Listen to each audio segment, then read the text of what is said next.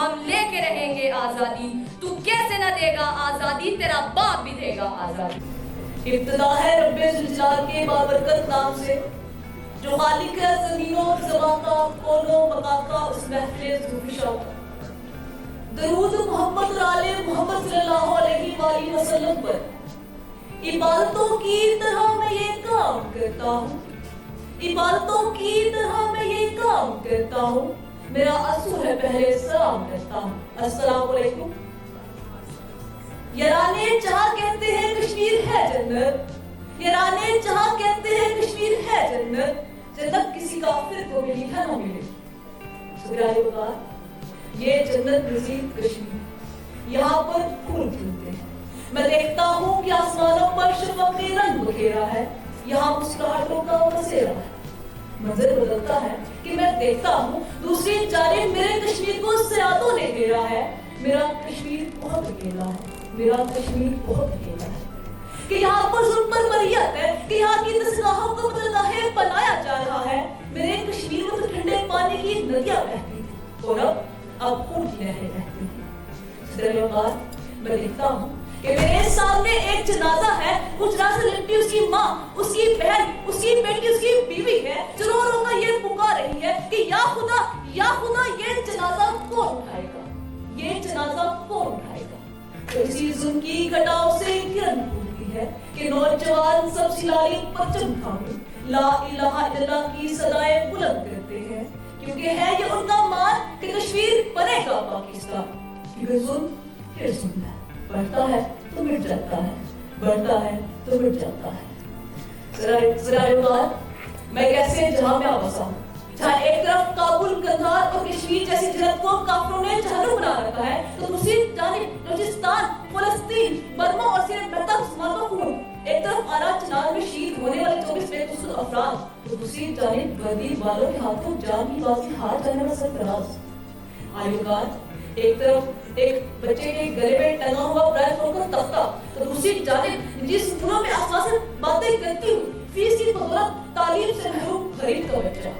آئیوکار کہ ایک طرف روحان وانی ہے کہ جن کا سر عام سر کاٹ جاتا ہے, دوسری طرف یاسین ملک کو جو ابھی تک قید کیا ہوا ہے, جو کہ جہالت انتخاب پسندی کا ثبوت دیتا ہے.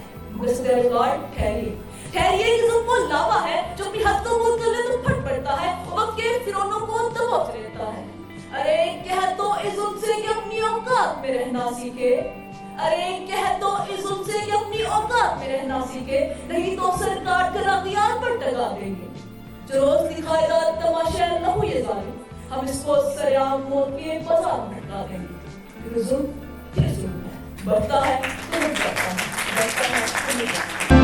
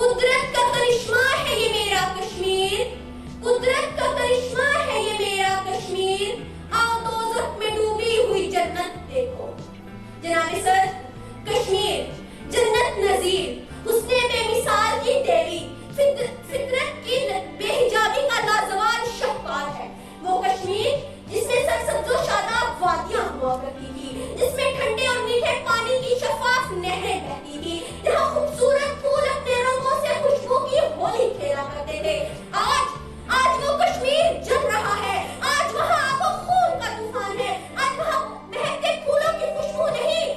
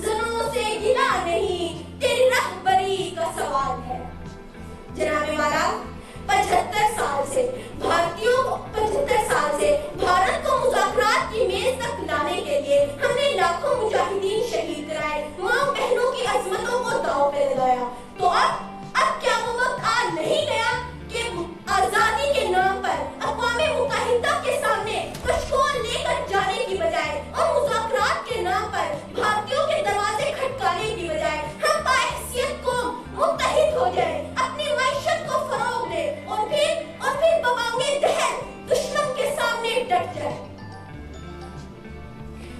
تپش سورج سے لو اور آسمان سے بجلیاں چھینو، تپش سورج سے لو اور آسمان سے بجلیاں چھینو، کفر کے آشیاں پہ بجلی برسانے کا وقت آیا، بھڑک اٹھے ہیں آتش نمرود کے شعلے، بھڑک اٹھے ہیں آتش نمرود کے شعلے، اٹھو اٹھو صلاح الدین ایوبی کے فرزندوں کہ اس غازی کے افسانے کو دہرانے کا وقت آیا، اٹھو اٹھو نوجوان وطن کفن بردوش ہو جاؤ کہ جہاد فی سبیل اللہ کر جانے کا وقت آیا۔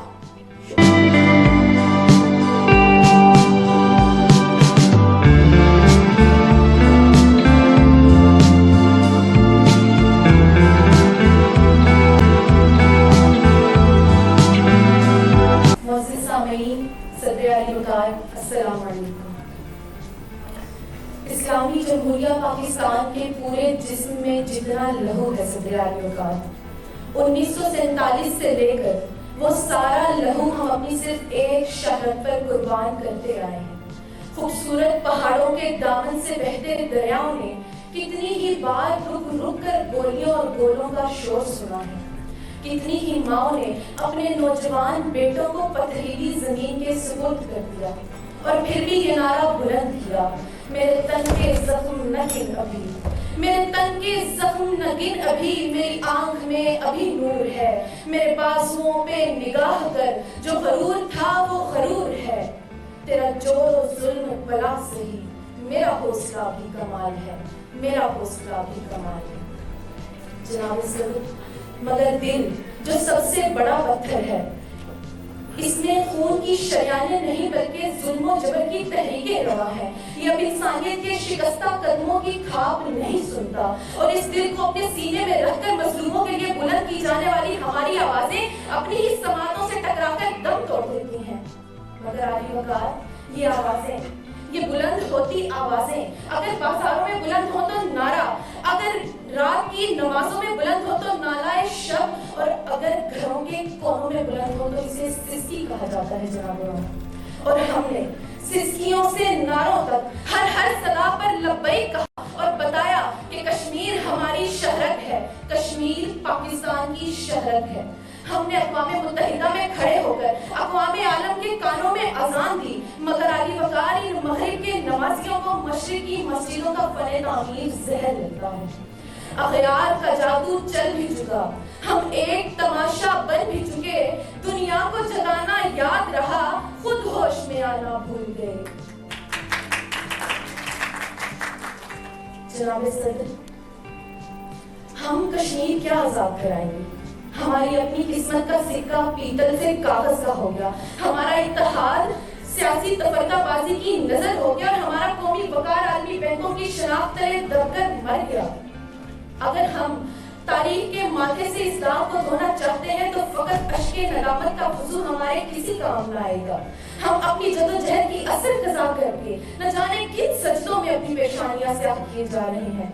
شہرت کی ذمہ داری فقط نعروں سے کچھ زیادہ مانگتی ہے، شہرت کی ذمہ داری فقط تقریر کرنے سے کچھ زیادہ مانگتی ہے، شہرت کی ذمہ داری پرچم اٹھا کر ریلیوں میں اظہار یکجہتی کرنے سے کچھ زیادہ مانگتی ہے۔ جانے والا ضروری ہے کہ ٹھوس اقدامات کیے جائیں جو اس بات کی نوید سنائیں، ہم امن چاہتے ہیں مگر ظلم کے خلاف، ہم امن چاہتے ہیں مگر ظلم کے خلاف، کا جنگ لازمی ہے تو پھر جنگ ہی صحیح، کہ یہ سر کی جنگ ہے نہ زمینوں کی جنگ ہے، یہ جنگ ہے بقا کے اصولوں کے واسطے، جو خون ہم نے نظر دیا ہے زمین کو وہ خون ہے گلاب کے پھولوں کے واسطے، اور پھوٹے کی صبح امن لہو رنگ ہی صحیح، کا جنگ لازمی ہے تو پھر جنگ ہی صحیح۔